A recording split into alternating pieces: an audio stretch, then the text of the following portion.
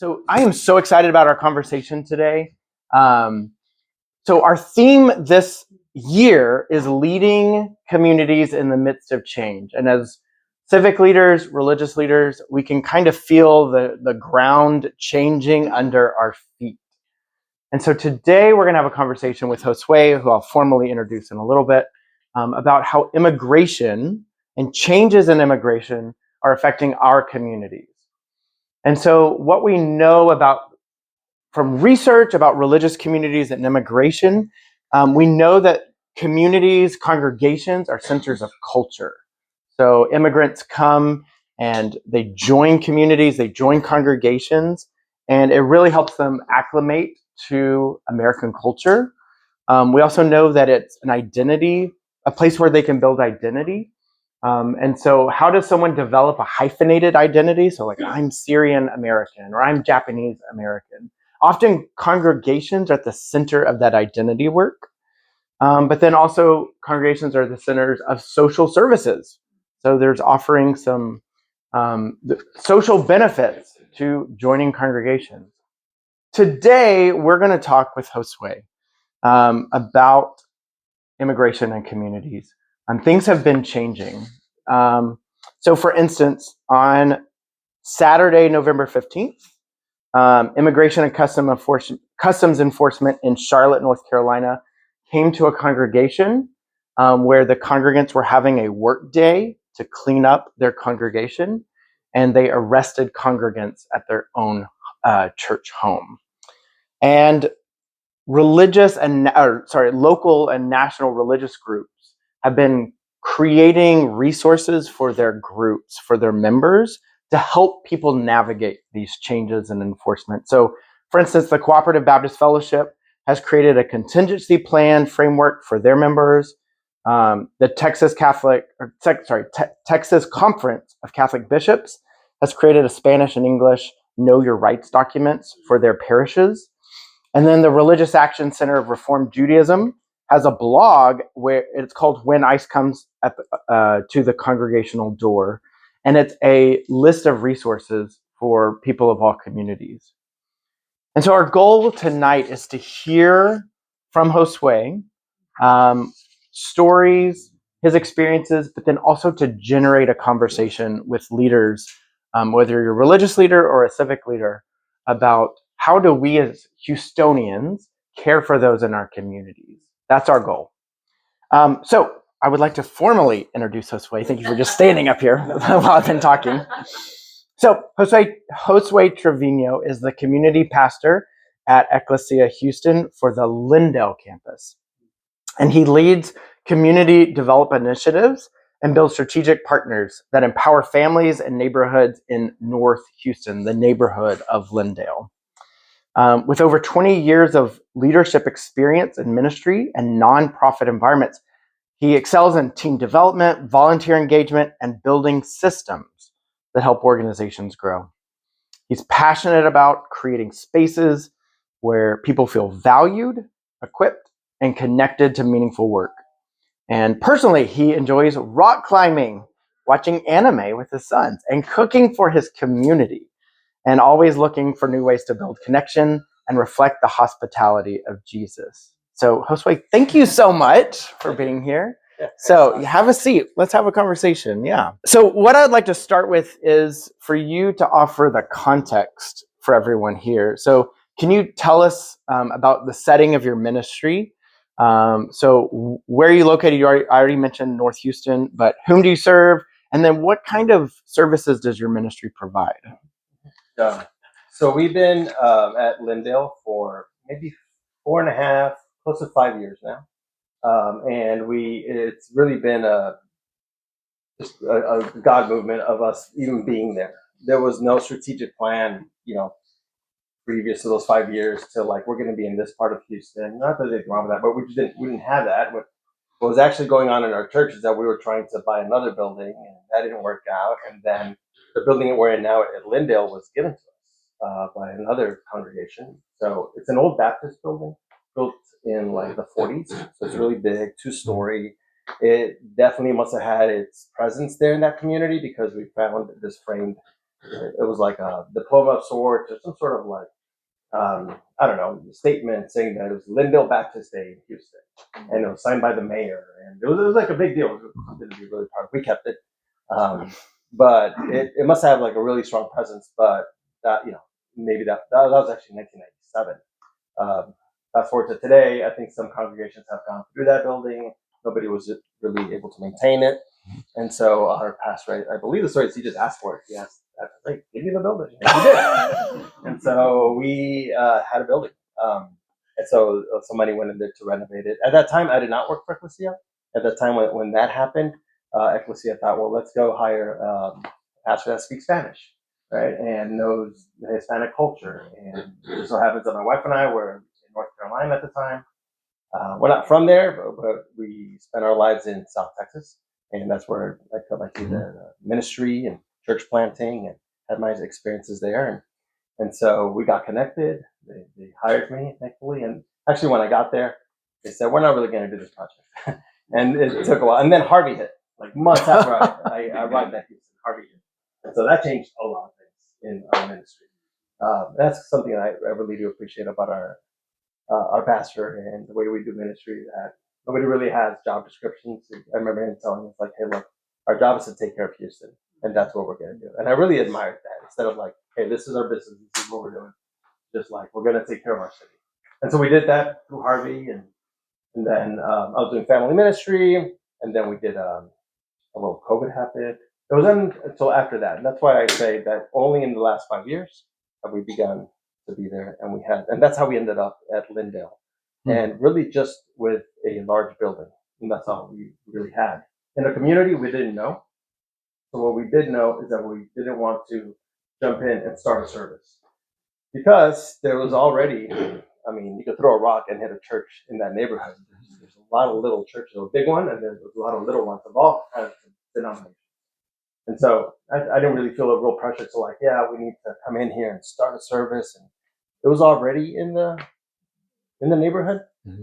So the question became then, what do we do now? What we're here, we want to do something, and what we could definitely leverage was our building, because it was ours. It was given to us. I mean, like, there's not a huge debt or anything like that. So we thought, well, if this building was given to us, let's give it back to the community. Let's see what that looks like.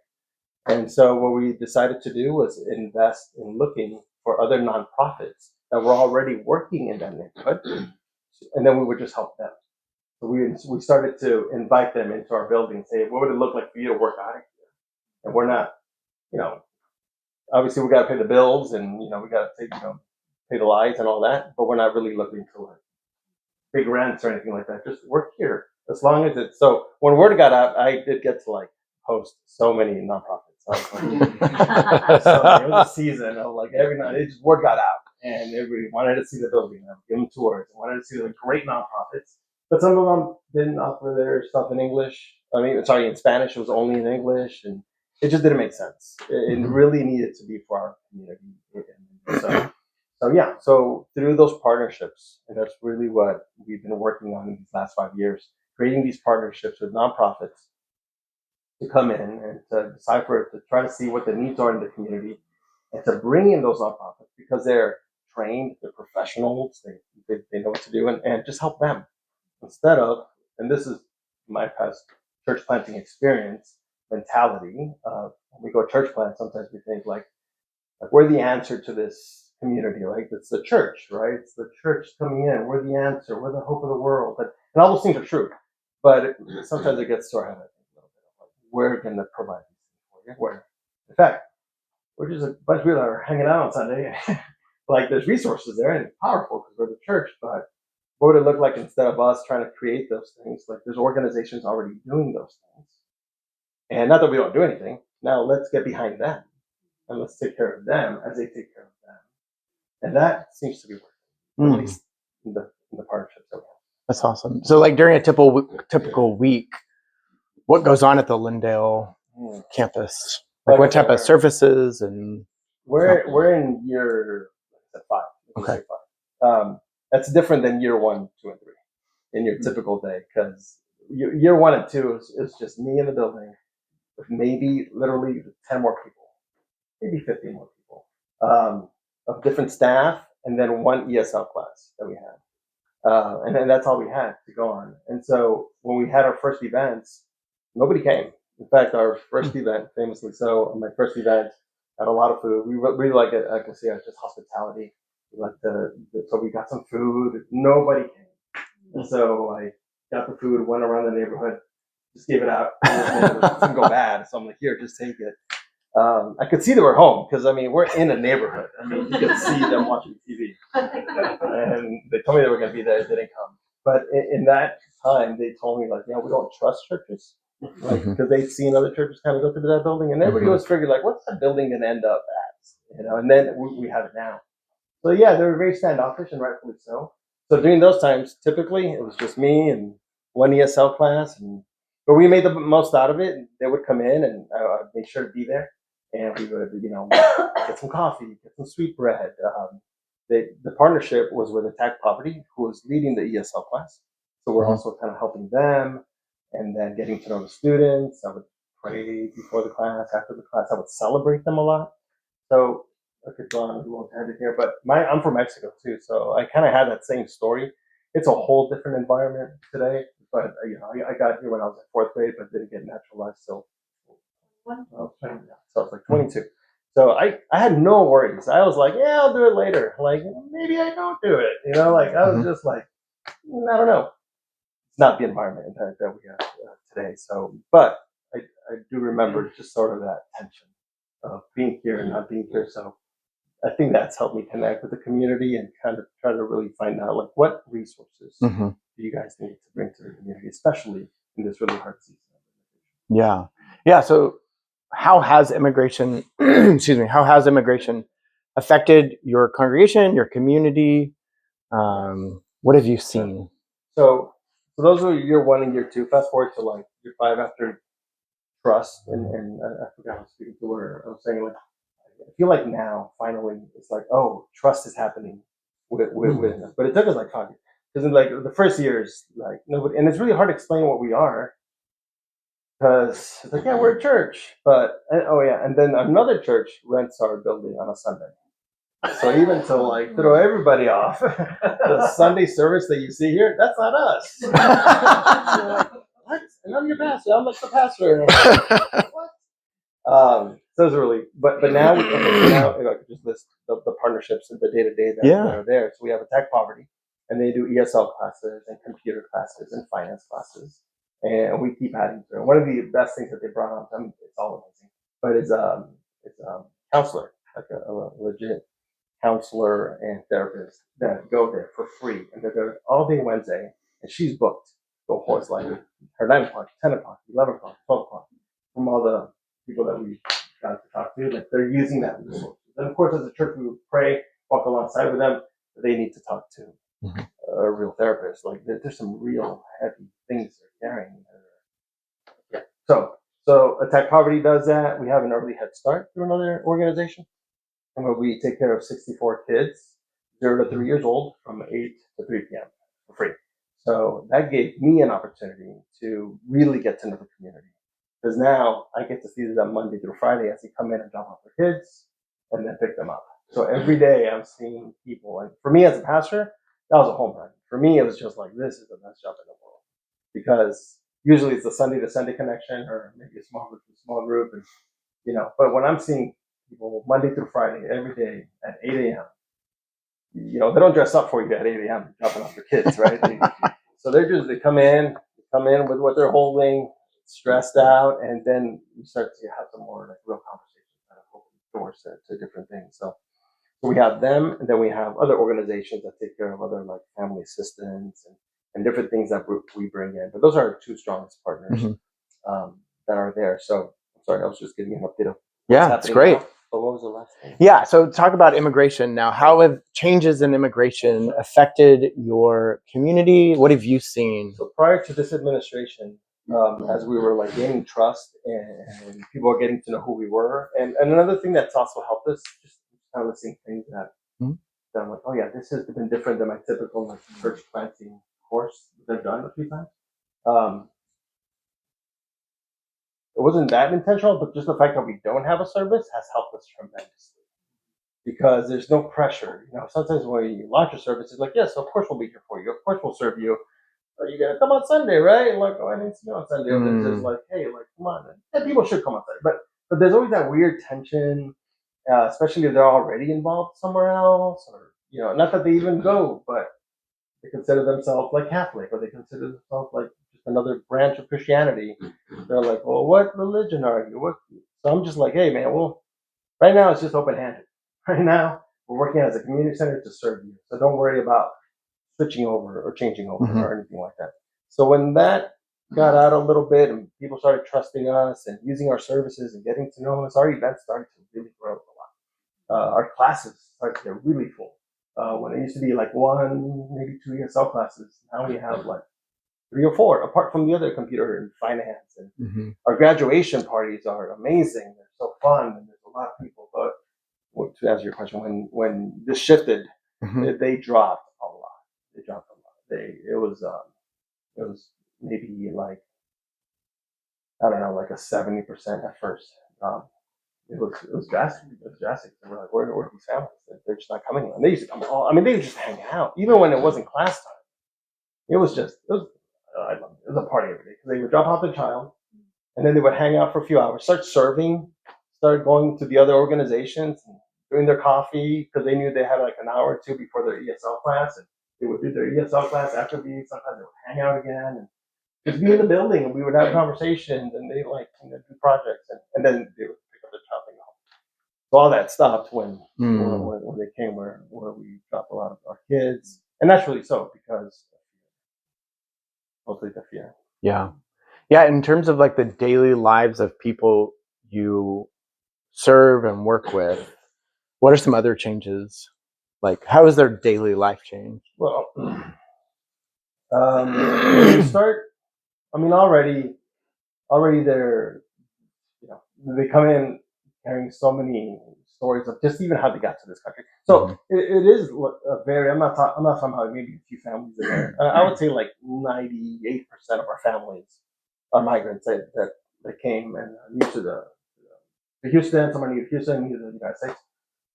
So yeah, they're already carrying these crazy stories of how they got here, and the pressures of that, and kind of surviving. And when this happened, I mean, it adds, because it's not that goes away. Now they're still carrying that.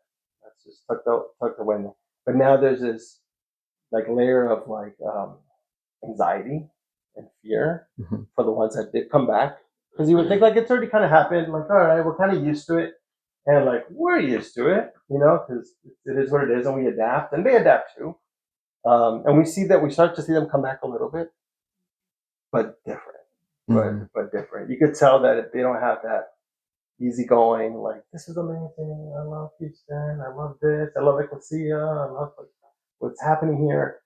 They still love that stuff, I'm sure, but now it's really paranoid, really a lot of anxiety and a lot of fear. For example, we have a women's group that meets on Thursdays, and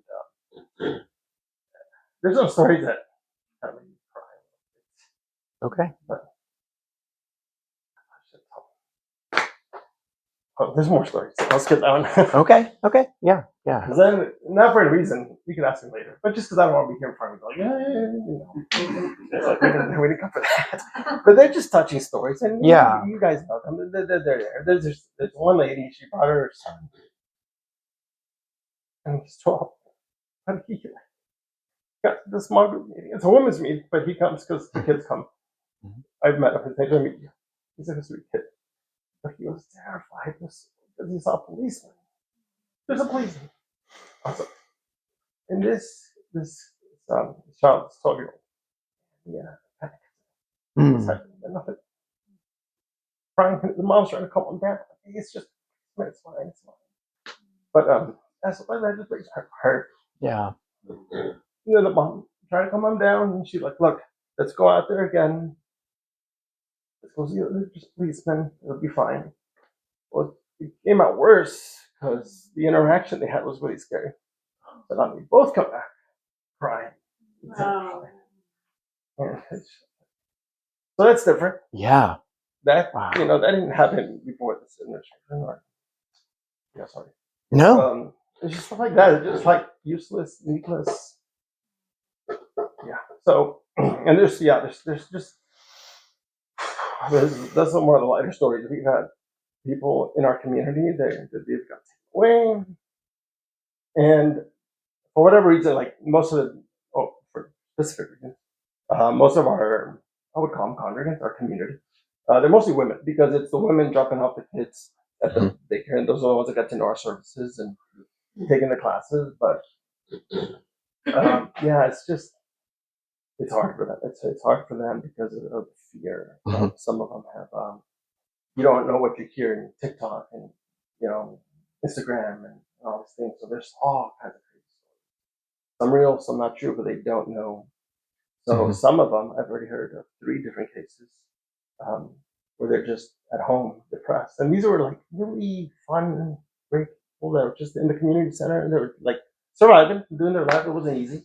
But now they're in their house just because they're terrified. Some of that real, some of that unreal, but still they don't know. So they're just at home, not wanting to talk to anybody, trying to protect their kids, but I mean, it's impossible because like you got to get out. You got to get out. So jobs have been lost on the male side of this, of the partners and the husbands. Lots of job loss. A lot of job loss. Because they're mechanics and they have a business in their house, but now they don't want to let anybody in their house. Just stuff like that. Yeah. So as a spiritual leader, as a religious leader, how do you balance that spiritual need for hope that you want to grow in your community with like the practical needs that your members are experiencing? And so like there's that balance. How do you manage that? We at least we try to be open-handed and not have any kind of set agenda or like this is what we're going to do because like every day is different. So when this first started, one of the things that we found out that we could do for our community is there's a certain form, C28, that so there's some good we got online. There's a lot of great resources out there.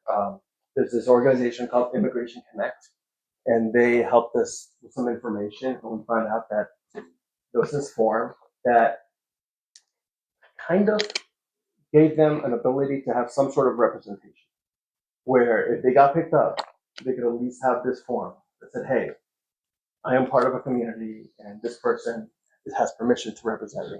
So at least they didn't feel that alone. When you invited me to the first, the first conversation that we had, I think I told you the story about. So we had these forms, and again, I'm not a lawyer. I don't know if they would hold up in the court of law or something like that, but these forms, we made a space in our community center for these moms to come in and they needed to be notarized also. Like they had to be notarized to be official. We found out that there were some notaries like overcharging people for this, and they were paying it because of the fear. They were like, if not, they could take your kids away. You have no representation. So we hear the obnoxious people just charging like $100. People don't have that much money. So anyway, our church did a really cool thing. We pulled up all our notary and set them in, and we just went to work, and we were just notarizing these forms for these ladies that would come in. Not only that, but power of attorney was a big deal too. Power of attorney was a big deal for them because at least it gave them an ability to say, when I'm picked up, my kids should stay with us. And so, I mean, it's a horrible situation because we would look and see all these moms with their kids. It looked like we were signing up people for like a retreat. It looked like we were like, that's what we should what we do. We come in, sign these forms, like a happy thing. But what was really happening is like, yeah, my kids are gonna stay with that. And there was tears to that. Wow. It's hard. But it gave them and this is like maybe something we could do, or we did at that time of at least standing with them helped a lot. Because like I'm not a lawyer. There's lawyers obviously, but it's not like we could have any pull with the government or anything. But we could stand with them, and I think that really helped them. And I was like, well, we should do more. But but at least they felt they weren't alone. So I think that was huge for them, especially when it was with their kids and that we provided that service for free. Like they didn't have to come to our church. And we have all different kinds of like Catholics, Pentecostals. It's a mix of everybody, and we're never like this is we are. We're just gonna take care of our people. So yeah. So that was helpful. Wow. I think just providing those sheets, being with them. I think the ESL classes are great too, because that gives them a tool to like defend themselves a little bit. If they're stopped or just whatever the way they could say like, no, I speak English, so they really value that. So I think that's another thing that we were really invested in. Yeah. Wow. So what do you see as the role? Because we have a lot of religious and civic leaders in our group tonight. What do you see the role of religious communities playing? Like, what should the role be, in your opinion, helping people navigate this changing environment with immigration? I mean, I think I mentioned this, but I feel like, at least for me, that it really helped create this trust that they are actually coming in to sign the power of attorney from their kids, and they would trust us with that, which is a big deal. But I think it is because we didn't put like Ecclesia first, as far as like this is our religion, this is what we believe, and what we don't believe. This is like putting our church in front, sort of like go through this filter, and then we'll help you kind of thing. It was just kind of non-existent. It was like, I mean, like I said, you couldn't even define who we were because another church met here. I'm their pastor, and I just introduced myself as their pastor to everybody that walks in the building. Like, that's just the way I'm going to treat you. You didn't have to be Christian. Like, that's who I am. That's kind of weird. And so they're like, okay, no real service yet. Just kind of different things. Another church meets here. Just different stuff. Just very. So we never really not. It wasn't even by design so much. It was just like, well, we don't even know what to say right now because there's so many moving pieces of what this is. Is it a community center? Is it a church? Is it? We're always having these conversations, so we couldn't even say like this is exactly who we are. But that really helped. I think it fast forwarded if we're not having those kind of conversations, then it was just more like engaging, which led to really great spiritual conversations. I'm not saying like I'm not having those, but now that's kind of happening more organically. For example, we got to baptize one of our first members at Lindo, and that only happened through a series of events of being at the early Head Start, and then creating a space for like coffee and pan dulce. And one mom brought some stuff first, and she started sharing it with another mom, and so now we have a little like trading spot there of clothing and food every morning that they engage in. And through that, I met some ladies that were going to a cosmetology school that was up the street. And so we made a partnership with them, letting them host their graduations at our building for free. So we have a really good, now we have a Bible study that meets there at the cosmetology school on Tuesdays. So we go over there and we sent Carmen because she's a woman. It's all women too, so I was like, you should go. And that's kind of her story too. She's not here, but this is a lady from the community that has done great work there because of her own story. So I think my job is more like here, like she has that story. She's from Mexico. She came in with nothing. She's also in this fight, and she's doing the Bible study. So I think that helps too, of just like she's the one leading this, and through that was one of our first families who got baptized. So that was really cool. Wow. So in terms of like resources or tangible things, what do you think, in order to help and immigrants navigate this process or navigate this environment, what resources do you see that are lacking that religious communities of any type need to help serve the immigrant communities in Houston? Well, like I said, for us anyway, we have an ESL program per se, but really it lives under Attack Poverty, that other organization. So I think it's been helpful to us as a church, as a religious community entity, to not create the ESL. because that we would have wasted time and energy and people and the quality even maybe not, but it helps us focus on seeing the problem of immigration, finding out like, okay, these are the needs like language and there's other kind of resources. Are you guys familiar with MAM, Memorial Assistance Ministries? They're great. They're one of our strong partners as well. They're in the building as well. They're connecting with people. So letting them take care of those like family assistance kind of things, and even the teachers. Now, people can volunteer for that from our church for sure, but it's really run by them. I think it's given us as Ecclesia a chance to really focus on the relationship part of it, while also supporting the other nonprofits, like really making them successful and helping them do the work that they need to do, because we really believe it's really important. And I think that one way or another, that gave us like a lot more trust in the community, more than saying like, we're the answer. Or even if we have a partner, like if they're over here, we're over here. I really wanted them to see that we're here, but we're really helping them help you. And that helped us gain so much more trust in the community. Like at first when we opened up the school and we had 60 families come in every day, I'm like, great, this is gonna be easy. Like for our events and stuff like that, I invited them all. Nobody came again.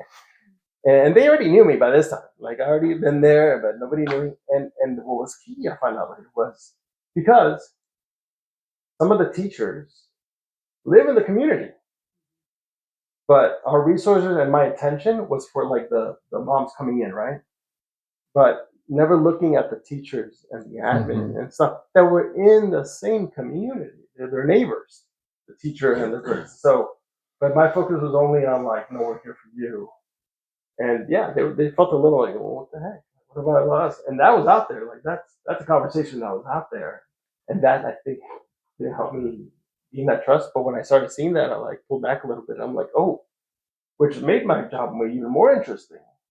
I'm like, oh, I get to pastor them like 9 to 5. I'm here. We work together, and it's great that I'm nobody's boss. That I don't have to like pull somebody in. And I mean, we'll have talks about like character or something or spirituality, but not like job performance, which helps. But I'm there 9, I guess 9 to 5, but every day Monday to Friday. So with these different organizations, so as a church, looking at like, how do I pastor this organization? And again, nobody's really looking for that, so it's kind of awkward at first. And that's why I think it took us a few years of like, what are y'all doing? Like, why do y'all keep investing so much? You're like, what? Like, we got it, thank you, but not like we're here, because I really feel like that was our job to do there. And when we started like focusing on the organization, that's when our events really started to pick up, and there was more trust of the community, seeing that we were taking care of the staff and investing in them made a big difference, which I would have thought to do what I did to do at first. So I think that just kind of changing, at least in my perspective of a church, and just the typical like, hey, we're here, we got the resources, we're going to make a difference, versus this partnership mentality of like bringing them in and maybe even not leading the whole thing, but just kind of like making them successful, helping them do that, helped us with the community. Wow. Yeah. And then, from there, looking for little creative ways to help, from like those forums that we did to we had a lady come and do a conversation to our class for small groups for women about what to do if somebody came to your house. So these are people that are educated, they're highly resourceful in this thing. So making space for that and feel like I don't have to learn all that. Like, I want to be educated for sure, but my job's really just make space for the person that really could help. And then forget about who gets the credit, or we've got people from other churches. It's just like, yeah, just do your thing. It doesn't matter, Yeah. Church again. Well, thank you for sharing that. Thank you for sharing those stories. It's really powerful what you're doing. On the front lines of helping and serving a community here in Houston. So what I want to do now is I actually want us to have conversations in groups of 3 or 4 or 5. I want you to get into groups. And first introduce yourself, because I know we mingled, but just quickly remind people who you are. And maybe what community you serve. Maybe that's a religious congregation, or maybe that's a civic organization. And I want you to, as a group, have a conversation for 2 questions. The first question is, how are you in your local context seeing changes in immigration affect your community members? And then the second question is, what do we need to be doing as civic leaders and religious leaders here in Houston to help serve our neighbors in that, who are going through immigration issues? So what are you seeing? We want to hear your experience. And if you need to pass and you're like, you know what, I haven't experienced that yet, that's okay. You can say pass, not a big deal. But then also as a group, have a conversation. What should we as Houstonians, as leaders in Houston, what should we be doing? What resources are needed? What connections are needed? What's that next step? Okay, so introduce yourself. What are you seeing? What should we be doing? Okay, and if you're sitting with someone who's like your best friend, your spouse, feel free to get up and go to another group so you can have different conversations. Okay, so feel free to get in groups of 4 or 5, and let's have a conversation for a little bit. Okay. What I would like to do is have a group conversation, and that could look like Q&A from Josue. So if you have questions about his work, any other ideas or questions for him, or something that erupted from your conversation. What was interesting, what was helpful, what was useful or insightful? So I would love to hear from you.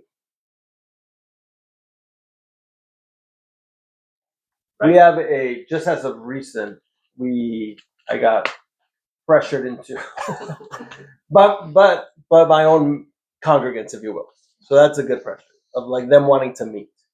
And so right now we have a once a month meeting on a Thursday night where we get together and do a service. It's a different ballgame because I do miss, because I have to be honest, I do miss having that focal point on a Sunday to Sunday or event to event where they get to hear from somebody, and that provides a lot. The vision of it and where we're going as a body, and that. So we don't have that, but what we do have that I've really been enjoying is the frequency of just by happenstance of that early Head Start and the classes, that I get so much contact with my members, if you will, that has been really strong. So sometimes, and if it's just, at least in my experience, on the Sunday to Sunday thing, you do have some strong points here, but kind of in this model, if you will, it's just so relationship driven. Like, because I'm there every day, Monday through Friday, and not just me, but other members from our church and leaders are now being. So we have small groups. So because we don't have this big Sunday gathering, we do focus in small groups. So we have a really strong women's group and another Bible study. Coming next year, we have plans to do a youth group, and yeah, I've been needing to start a men's group myself too, as well too. So through small groups, a lot of the ministry happens, and opportunities like where we go to the other organization and do a Bible study there. That lasts 2 hours sometimes. So we have a weekly Tuesday. We bring in lunch. There's 30 women, and it's a Bible study that lasts about 2 hours, and I get reports on it, and it's a lot of ministry taking place. That particular cosmetology school, it's free if you have a child under 3 years old, or you come from domestic violence. So a lot of the women there have that story, young kids and domestic violence. So it's a real helpful place for ministry to happen. So those ministry touch points are kind of creatively seen and invested into. But yeah, we don't have. Mostly everything is in Spanish. We do. Sometimes people from the neighborhood and community don't speak Spanish, and then they kind of come anyway, and we'll try to. But yeah, it's very Hispanic. There are other organizations that do different things. Yeah. But no kind of dominant. No kind of dominant. And now by getting to know a lot of their stories, I'll make an assumption that, again, I go back to the trust thing, because they trust, me or Carmen or some other leaders that we've been a good conduit to the different resources because they trust me now. So I could bring in MAM and say, hey, MAM, Memorial Assistance Ministries, another organization, and say, hey, talk to them, and then like they'll start doing it versus like a flyer or something like that. I mean, maybe. I mean, like a women's yeah, I don't know about women's, but we've had but man, MAM is helpful. We've brought in other more specific organizations that talk specifically to domestic violence. We've had speakers come in to their school to talk to them. So I think through that relationship that has helped us kind of discern and look for other organizations to speak into the situation. Well, more like unofficial MOUs, the other thing. There is a contract for one of the organizations. Okay. I mean, well, you have the contract of like the space that needs to happen, right? To have something on paper. But then it's kind of a part of my job that I really need to be on top of and I invest a lot of time in is bringing in those organizations directors and having meetings with them. At first we met every week. Now we do it every other week. But we come together to the table and again, it's kind of like weird because I'm nobody's boss or anything like that. I'm just the guy that hangs out in the building. But it is my building. So at least I'll get to like leverage this. I'll say like nobody gets to be an island here in your organization. Because every organization is self-sufficient. I mean, they come with their own budget, they come with their own goals and CEOs and all that, and they got their own thing going. But if you're going to be housed or work within us here, then you have to play ball. And that means your success is my success. Not that everybody has to be at each other's events, that would be crazy. But if you're having an event, like we need to know about it and we're going to send people to you because we're really aiming for like this holistic care of like when somebody comes in for either an ESL class or to just a lot of them just find out that we have a daycare, an early head start. And then they find out that, oh, there's also, there's classes and other resources and stuff like that. But that only works if we're all sharing information and there's no competition, which has come up before. Mm-hmm. Because I get it. I mean, you work in a nonprofit, you have to like turn in those numbers, right? You need to. These are my people because I need those grants and I need like this. But it's kind of battling that a little bit and having that trust of like, no, like we're all gonna win here. Like we're all going for that same family. So there's a lot. There's an investment in that. So from our church, we invest with it. Mitzi, she's a pastor at our church. She got to come in and speak to the staff of the early head start at one point. They loved it. It was just somebody that came in to like just help them, and it wasn't anything related to childcare. It was just about them as people and caring for them from what they're holding, and they loved it. And so it's kind of that of like using our influence to like help these organizations, and then encouraging them also to like help, like they help each other, and that's slowly happening, but it's kind of uncommon. It's not like a traditional model.